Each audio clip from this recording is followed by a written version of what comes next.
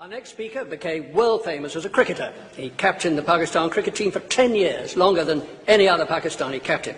Since then, he's become a politician, the founder and the leader of Pakistan's Movement for Justice Party.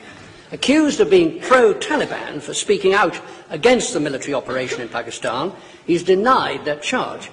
But he has insisted that Pakistan will never contain extremism while American troops remain across the border in Afghanistan. Hatred of America, he said, is much more than of the Taliban. Ladies and gentlemen, Imran Khan. Thank you.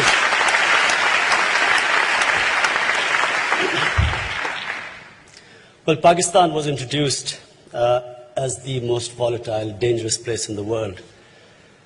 But no Pakistani was involved in 9/11. There were no militant Taliban in Pakistan. Osama bin Laden trained place. In my opinion, it's the military operations that created Taliban.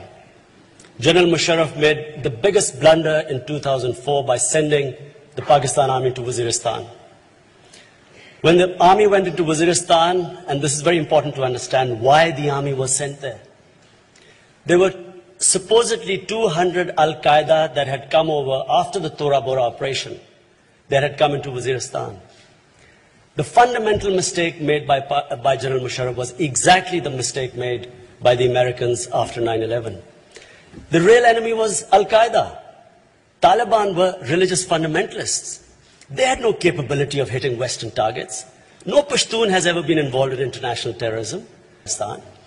So by not separating the two, the Americans made the fundamental mistake by pushing the Taliban towards Al-Qaeda, whereas they should have separated the two. Similarly, when Musharraf was pushed by the Americans to get after these 200 Al-Qaeda, he should have isolated these 200 Al-Qaeda rather than pushing potentially 1 million armed men in the tribal areas towards Al-Qaeda, which is what he did. So today, after the Waziristan operation started, at the same time there were these drone attacks in Pakistan. You hear about these drone attacks, that there's some sort of precision bombing going on. Just this year, the government published figures of 2009, 44 drone attacks killed 708 people. 8 were terrorists, are what created the Pakistan Taliban after 2 years. So 2004, the operation started.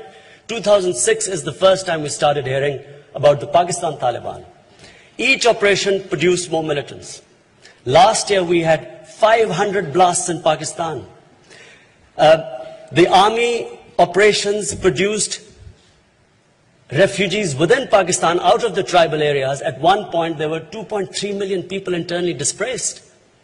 Out of the tribal areas, not Swat, which is a settled area, out of the tribal areas, there are at least 800,000 people displaced. The entire economy of the tribal area has been destroyed. In frontier, the economy has gone down by 80%. There's masses of unemployed youth roaming around. There's discontent in the area. All these operations are feeding the militants. What you call Taliban, the ideological element in the Taliban is very limited. There are very few people who actually, in this whole Taliban movement, who actually have the same sort of ideological beliefs of imposing some sort of a Sharia. The majority are the tribal, this so-called collateral damage. And let me tell you, the insanity, the immorality of these military operations. The artillery guns firing from 30 to 20 kilometers away, firing into villages, F-16s, helicopter gunships. No concern about the number of women and children getting killed. Pakistan government hides these casualties because they're scared of public backlash.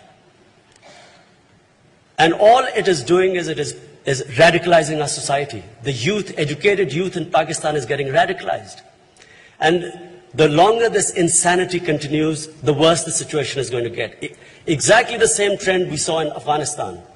10% of Afghanistan was under Taliban in 2002. Today, 70% of Afghanistan is the Taliban-controlled rural areas.